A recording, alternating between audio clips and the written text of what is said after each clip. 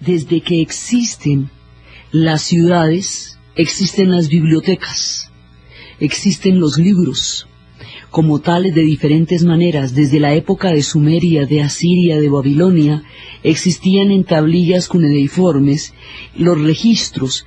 Las bibliotecas y los registros de los libros son tan importantes que son la memoria, la posibilidad de que se pueda reconocer el saber de una época. Cuentan que Tot le dijo a los faraones que después de haberles dado los números, después de haberles dado el juego de damas, después de haberles dado los juegos de azar, después de haberles dado cualquier cantidad de cosas, les dio los libros para que ampliaran su memoria, para que pudieran fundamentarse en el tiempo y acrecentaran su conocimiento. Entonces, el libro va a tener toda una historia, va a tener una cantidad de viajes, va a tener una cantidad de influencias, va a cambiar realidades, va a ser visible otras, va a ser absolutamente pícaro, va a ser prohibido, va a ser escondido, va a ser conspiratorio, va a ser esclarecedor, va a ser soñar. El libro va a ser una cantidad de cosas. Y sin él, pues tampoco existiría la historia del mundo, porque no hay que de dónde la saca uno, pues de los libros, también la saca de la música, de las historias que la gente cuenta, pero fundamentalmente la lee, está escrita. Hay que darle todos los agradecimientos y hay que contar las historias lindas que los libros traen, porque gracias a ellos tenemos puentes con el pasado, podemos imaginarnos el futuro, podemos crear nuestra propia imaginación al leer Los Solitarios. Gracias a ellos existe un mundo totalmente maravilloso al que tenemos acceso. Entonces, al principio eran tablillas del tamaño de una mano, tablillas que se pudieran manejar fácilmente porque pues es para llevar contabilidades y es para llevar historias.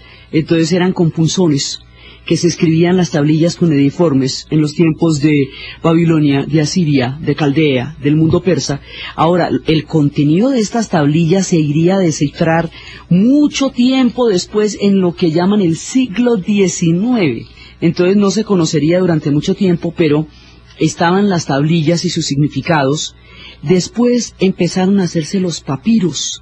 Cuando Tot le dio a los faraones el poder de los libros, ellos empezaron a hacer papiros, y los papiros eran rollos que se sacaban de la fibra vegetal de la planta del papiro, pero los papiros eran quebradizos.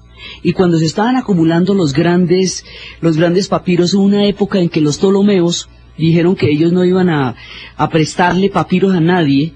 Entonces hubo un tiempo en que no prestaron los papiros. Entonces un rey de otra ciudad, como no podía tener papiros, pues digamos el papiro como tal era monopolio. Entonces dijo, como no puedo tener papiros, pues entonces yo me la voy a inventar de otra manera. El tipo se llamaba Pérgamo, y para inventársela de otra manera, pues hizo el pergamino, que fundamentalmente consistía en coger la piel de un animal y secarla y escribir sobre ella. El pergamino era mucho más flexible porque el papiro es quebradizo. Entonces se hizo muchísimo más flexible y se pudo acumular, ese ya se podía llegar a empastar. Entonces, al principio están los rollos, sí, y los rollos usted tiene que desenrollarlos para verlos.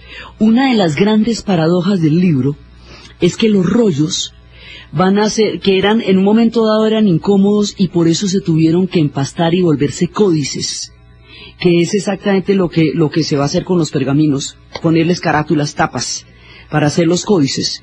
Esos rollos eran incómodos porque eran difíciles de manejar. Durante mucho tiempo se usaron, pero eran difíciles de manejar. Cuando usted lee en las pantallas de computador, vuelve a la época de los rollos, porque los rollos tiene que desenrollar con el mouse, tiene que desenrollar. Entonces los libros tienen la ventaja como objeto, van a tener la ventaja de que son absolutamente personales. Usted se los puede llevar, usted se puede dormir con ellos, leyendo se puede dormir, son personales e intransferibles, así de su propia intimidad. Ahora, esos libros, las letras de esos libros eran letras de mano. Entonces, la gente que escribía los libros y que los transcribía eran los copistas. Y los copistas durante mucho tiempo van a ser aquellos a través de los cuales se puede transmitir el conocimiento. Entonces, una vez en la biblioteca de Alejandría, que se calcula que había más de 500.000, hay unos que hablan de 700.000 volúmenes, porque cada barco que entraba en el puerto de Alejandría tenía que bajar los libros que contuviera, los rollos, y esos rollos eran copiados y devueltos al barco. Entonces, de esa manera, se aseguraban que tuvieran todo el saber del mundo antiguo. La idea de la biblioteca era la idea del ordenador del universo. Entonces, ahí había, algunos dicen que más de 500.000 de volúmenes, otros dicen que más de 700.000. Y había un personaje que se llamaba Calímaco de Cirene, que al ver, porque una época en que se les escribían todo y no sabían cómo clasificarlo, no sabían qué hacer con eso. Entonces el tipo se inventó una cosa que se llamaba Pinacoi, que es un catálogo para poder, y se inventó la manera de hacerlo en orden alfabético, pues como para ponerlo de alguna forma, y se inventó la forma de clasificar, porque si no usted no puede entrar a las bibliotecas. Desde que